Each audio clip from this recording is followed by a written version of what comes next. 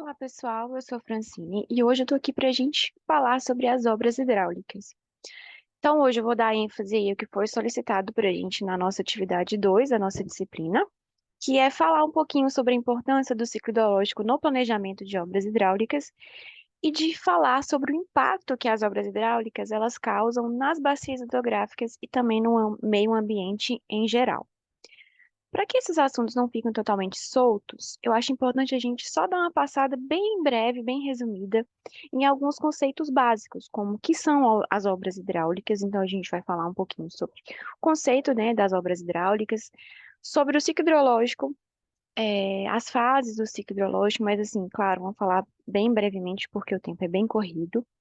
E aí a gente vai falar então qual que é a importância da gente entender, da gente estudar o ciclo hidrológico para o planejamento das obras hidráulicas. E vamos focar também nos impactos que as obras hidráulicas elas causam nas bacias hidrográficas e no meio ambiente em geral. O que acontece? Nós temos vários tipos de obras hidráulicas.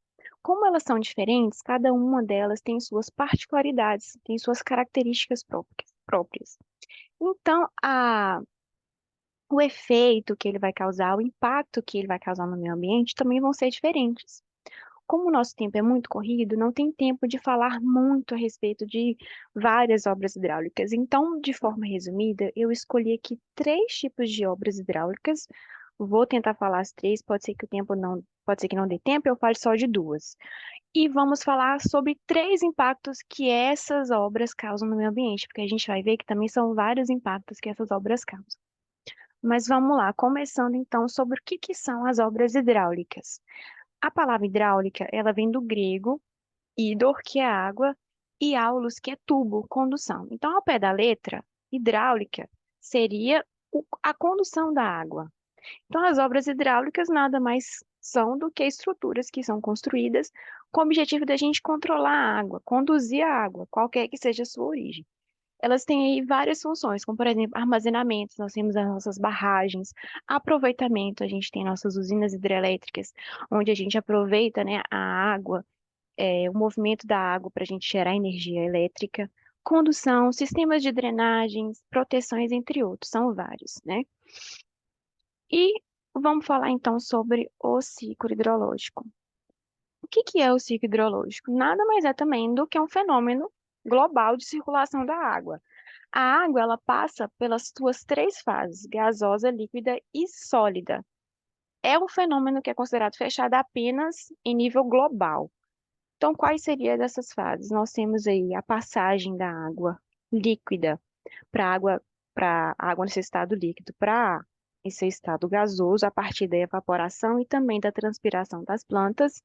Então, a energia solar atinge os nossos lagos, rios, reservatórios e faz com que essa água saia do líquido para o gasoso. E as plantas, a partir das raízes, elas retiram também a água que está líquida no subsolo e transfere para a atmosfera por meio, transformando essa água em gás, por meio da transpiração. Quando esse fenômeno ele ocorre de maneira conjunta, a gente fala de evapotranspiração. Como a água aquecida ela é menos densa, ela vai se elevar. À medida que ela vai se elevando, a temperatura vai diminuindo. Esse processo faz com que essa água passe do estado gasoso para o líquido. E quando ela se aglomera em uma determinada região, tem um aumento do peso, isso faz com que ela se precipite. Nós temos várias formas de precipitação, como neve, chuva e granizo. A água também passa, né, do seu estado líquido para o sólido, a partir de neve e a partir de chuva também, tá? Quando ela se precipita, uma parte dela vai se infiltrar no solo até atingir ali o ponto de saturação dele. Aí, a partir desse momento, vai acontecer o escoamento. A gente tem o escoamento superficial e o subterrâneo e o subsuperficial. Qual que é a importância da gente entender, da gente estudar o ciclo hidrológico para a gente nas obras hidráulicas? De uma maneira geral, a gente precisa entender a hidrologia local e regional também, porque a gente já viu que as obras hidráulicas, elas são ali estruturas que são feitas com o objetivo de conduzir, de controlar a água. Ou seja, elas têm relação direta com a água. Quando eu vou projetar, por exemplo, os vertedouros, agora tentando aplicar aí os nossos conhecimentos que a gente adquiriu ao longo da nossa disciplina. Quando a gente vai dimensionar os nossos vertedouros, a gente viu que os vertedouros são aquelas estruturas que têm o objetivo de escoar aquelas águas excedentes. Para que eu entenda e dimensione essa estrutura de maneira correta, eu preciso entender como que se dá o processo de ciclo hidrológico naquela região. Ou seja, qual quantidade que vai ser precipitada, qual quantidade que vai escoar, qual quantidade que vai infiltrar, que vai escoar e alimentar o meu reservatório, por exemplo. Quando a gente vai calcular a nossa borda livre mínima, borda livre normal, eu preciso saber para que eu dimensione a altura mínima da crista da minha barragem, eu preciso entender qual vai ser o nível máximo que aquele meu rio, que aquele meu reservatório, ele vai atingir com relação às cheias que tem naquela região. Senão, a gente já viu que pode acontecer o processo de galgamento, que é quando essa barragem ali, essa água, ela ultrapassa a crista e isso pode causar aí o rompimento daquela barragem. Então, entender como que acontece, de que forma que acontece, em que intensidade que se dá esse ciclo hidrológico, é extremamente importante para que eu possa conseguir dimensionar as minhas estruturas hidráulicas de maneira correta. E a gente sabe que o ciclo hidrológico ele é um fenômeno global, mas a forma como ele vai acontecer em cada região é diferente. Vou citar como exemplo aqui a minha cidade, Belo Horizonte. Tem partes de Belo Horizonte que chove muito mais do que outras, ao mesmo tempo que tem partes em que a água se infiltra mais no terreno do que em outros locais. Quando a gente fala, por exemplo, de centros onde a gente tem uma alta densidade demográfica, né? A gente tem ali uma população que está ali ocupando aquela região. Obviamente que a forma como essa água ela vai, a precipitação dela, a forma como a água ela vai se infiltrar naquela superfície é totalmente diferente de uma região onde eu tenho uma quantidade grande de vegetação, por exemplo. Então, eu preciso entender como que se dá esse processo e a forma que se dá esse processo na região onde eu vou implementar aquele sistema ali hidráulico. Por exemplo, sistemas de drenagem, qual vai ser a dimensão do meu tubo, né? Qual que vai ser ali o tamanho que essa tubulação precisa ser feita em virtude das chuvas que tem naquele local, em virtude da água que vai escorrer, que não vai infiltrar na minha região. Então, tudo isso é muito importante para a gente poder dimensionar as nossas estruturas. Quais são os tipos aí de obras hidráulicas que a gente tem? São várias. Eu já até citei algumas ali no início, mas vamos falar um pouquinho sobre algumas. Então, nós temos barragens, canais, comportas, represas, vertedouros, sistemas de drenagem, estações de tratamento de água, estações de tratamento de esgoto, sistemas de irrigação, obras portuárias, desculpa, dentre outros. Ou seja, são várias obras hidráulicas. E cada uma delas vão causar impactos que vão ser específicos de cada uma. Então, são impactos diferentes. Aqui na nossa disciplina, eu vou estar dando foco aí às nossas barragens hidrelétricas e às estações de tratamento de esgoto. Se der tempo, eu falo um pouquinho sobre os nossos sistemas de drenagem, tá? Mas o que que é mais interessante aqui da gente pensar a respeito desse assunto? As obras hidráulicas, de uma certa forma, elas foram feitas para a gente tentar retirar a carga que é lançada no meio ambiente, todas elas. Então, por exemplo, se eu pensar num sistema de tratamento de esgoto ou de água, ou de uma barragem hidrelétrica que eu tenho a função ali, né, de diminuir, de impactar menos o ambiente do que de uma usina com carvão, por exemplo. Todas essas estruturas, elas têm esse objetivo de tentar minimizar a carga que é lançada no meio. Só que elas também vão gerar impactos. E é importante a gente conhecer esses impactos, até para que a gente consiga estudar esses impactos, para tentar solucionar e minimizar eles da maneira melhor possível, tá? Então vamos falar aí sobre as nossas hidrelétricas. Impactos que as hidrelétricas elas causam.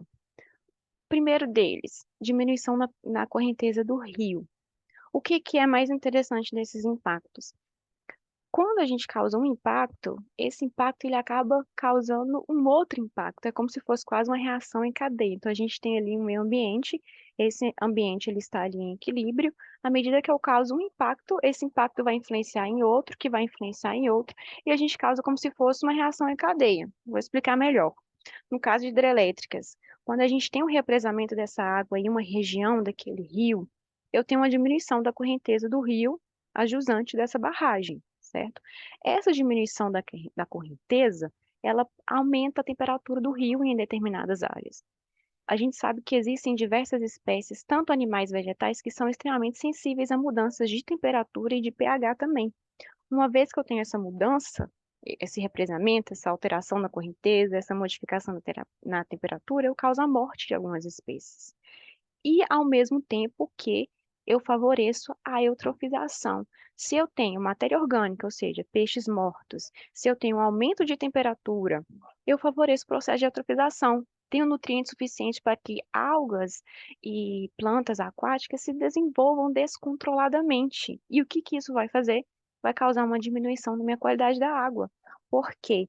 Para que esse processo ocorra, eu vou consumir o oxigênio dissolvido daquela água e vou causar a morte também de diversas outras espécies e peixes. Uma vez que não tem oxigênio, não tem como respirar.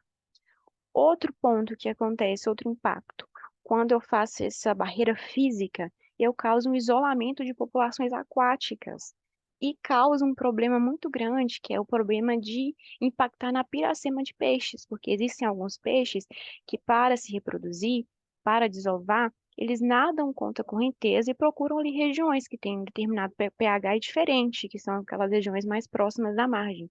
Essas regiões são as regiões ideais para que os ovos eclodem e que esses seres aí se desenvolvam. Quando eu impeço isso, eu então também vou estar impactando na quantidade de peixes daquele local, eu vou estar impactando diretamente nisso. Existem algumas usinas hidrelétricas, barragens hidrelétricas, que constroem elementos como, por exemplo, as escadas, né? Só que até essas escadas, existem até, eu não consegui achar, mas depois eu posso mostrar, que os predadores ficam na beira dela só esperando o peixe subir a escada para se alimentar dele. Então é um outro problema. Acaba que um problema vai desencadeando em outro. Outros impactos que podem ser gerados: alteração no microclima, alteração na umidade relativa do ar, alteração no ciclo e quantidade de chuvas. Olha aí o impacto causando aí no ciclo hidrológico daquela região. E nos sistemas de ventos, enfim, dentre outros. Vamos falar sobre as estações de tratamento de esgoto. Quais são os tipos de impactos que eles vão causar? Falando aí primeiro da poluição do solo. Por quê? Ao longo dessas atividades de tratamento de esgoto da ET, são gerados resíduos sólidos. E esses resíduos sólidos é que vão ser os principais responsáveis pela contaminação do solo, porque eles precisam ser destinados a um determinado local. Na maioria das vezes, são os aterros sanitários, né?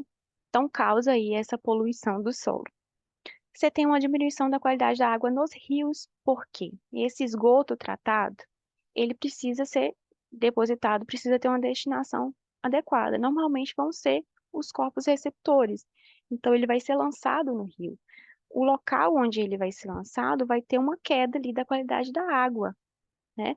Porque eu estou lançando ali, por mais que eu diminua a carga dos esgotos, esse esgoto tratado ainda assim tem quantidade de carga, apesar de ter uma quantidade de oxigênio dissolvida, de DBO, de, né, menos poluentes, ele vai ter uma quantidade que a gente não consegue eliminar.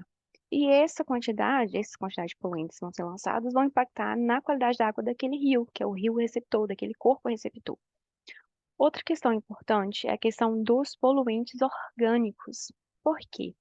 Na maioria dos tratamentos brasileiros, principalmente as normas, elas consideram a presença de metais pesados, micro-organismos patógenos. Só que eles negligenciam a presença de poluentes orgânicos. Existem, inclusive, alguns poluentes orgânicos que são extremamente nocivos à saúde humana, que podem causar câncer, mutações, enfim, vários outros. E eles são negligenciados.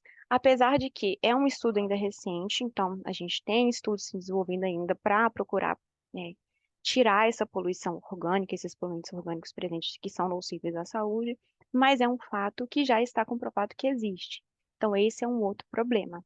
Geração de odor, né? Sempre quando a gente tem uma estação de tratamento de esgoto, aquele processo ali de decomposição da matéria orgânica, ela pode gerar, né, odores muito fortes na região, assim como também emissão de gases do efeito estufa.